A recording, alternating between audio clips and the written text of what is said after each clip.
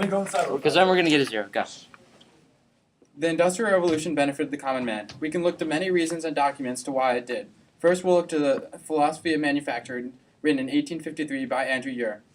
Andrew Ure points out 3 points in where the Industrial Revolution benefited the common man. First, the availability of goods. The Industrial Revolution made it possible to fabricate some articles which, but for some, could not be fabricated at all for the common man. Second, it also made the goods that were made, prices went down.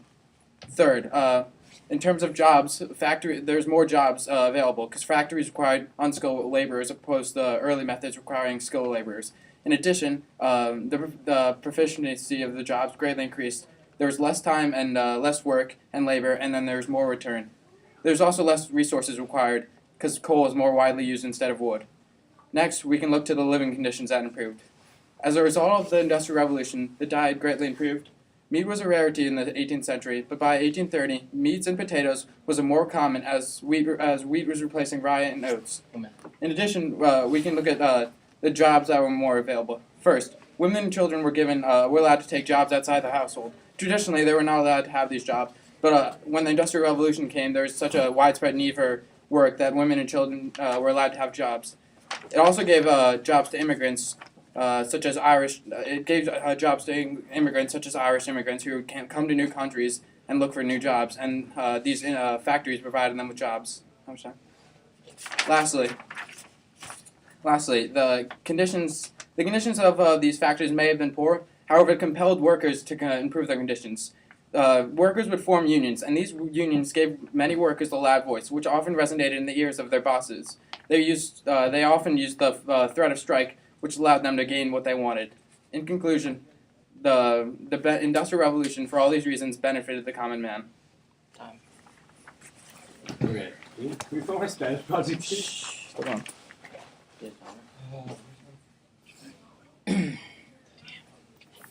Oh, wait, don't start it yet. Let me just walk back. Go. Well, you talk about how the Industrial Revolution benefited the living conditions. I completely disagree with that.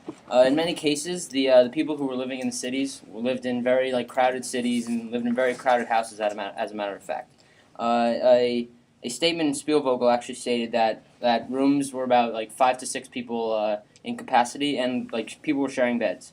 And when people got sick, instead of actually quarantining them to stop the disease from spreading, they actually put the sick people in one bed just so that disease can just grow and eventually spread to the cities. And another thing with living conditions, the people use the city streets as a way for garbage and as a way to put all their waste.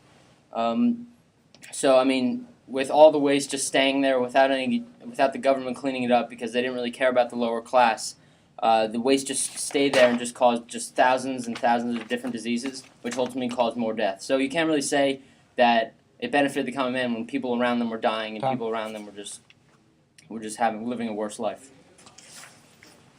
Right? Yeah.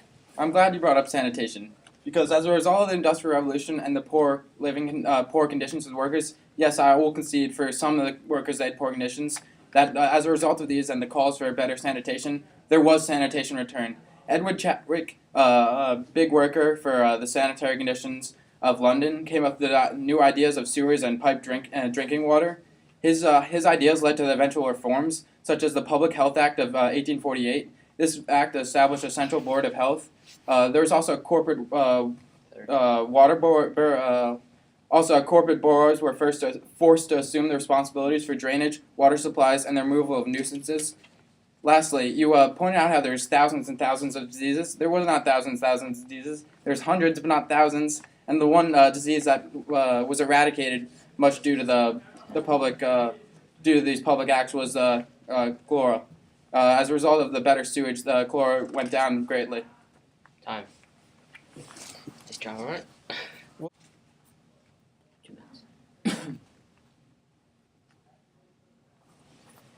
The Industrial Revolution did not benefit the common man. The common man would describe the working class as made up of about 90% of the population.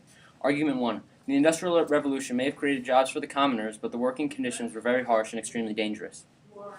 The salary of the working class people did not reflect the amount of hours they worked a week. The commoners were watched strictly in the factories and had to work about 80 hours in a span of 6 days. The new machinery is still dangerous. The working class children were responsible for trying to dislodge any debris that caused the machine to be stuck in a certain position. This led to many cases of lost body parts. Many factory workers were expected to crawl through tunnels in order to transport coal from the mine back to the factories. This often led to deformed bodies and ruined lungs. The Industrial Revolution caused many working class people to become extremely poor due to their time commitments and very low salaries. Argument 2. The Industrial Revolution caused many common people to move to the cities in order to be closer to their jobs. In a book entitled The Condition of the Working Class in England in 1844 by Frederick Engels, he described the houses of the working class as crude shanties and shacks, some even with dirt floors. The cities became massively overpopulated and were filled with garbage. Working class families lived in poorly made houses and usually had to put about 4 or 5 people in one bed. The working class had to go to the bathroom in buckets and dump their sewage on the street because of the lack of plumbing. This caused many diseases, including cholera, which spread among the working class people quickly through the waste in the streets. In 1832, a breakout of cholera killed about 31,000 working class people. The conditions of living for the common man during the Industrial Revolution were very harsh. The population increase in these cities caused shortages of food supply to these crowded areas. While sanitation improved, the close quarters that people lived in still caused disease.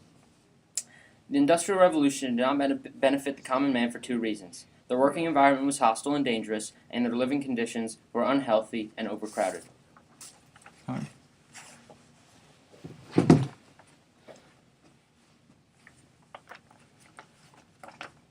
As you said, your first main argument was that there was poor working conditions and the jobs they received very little pay.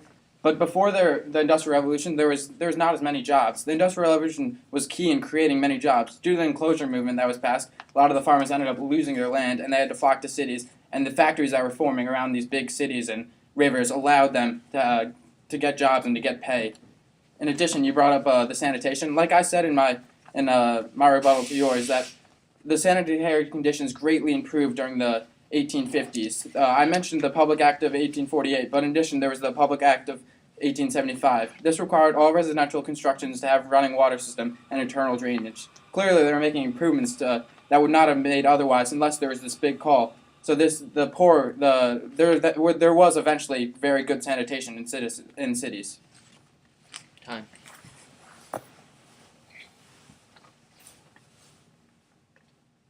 Well, you keep bringing up eventually in your arguments about how eventually the conditions got better, but when we're talking about did it benefit the common man, did it directly benefit them? And I would think that that's a no. Because the only reason that they really had to do this is because people were, as I said, being killed from disease. People were just suffering in their working conditions. So, I mean, yes, they did eventually get better. I stress the word eventually. But right away, it did not benefit the common man or the working class people. And as I said, as you're talking about all these different acts, well, I mean, yes, they were passed, but I mean, it wasn't really, the government really didn't follow these rules. Like as Engels said in 1844, you're talking about an act that was passed in 1832. Well, obviously, if Engels was writing about in 1844 about an act in 1832, obviously it didn't change the working class conditions in the houses and such. I didn't say 1832. I thought you did, so it doesn't matter. Let's just watch it.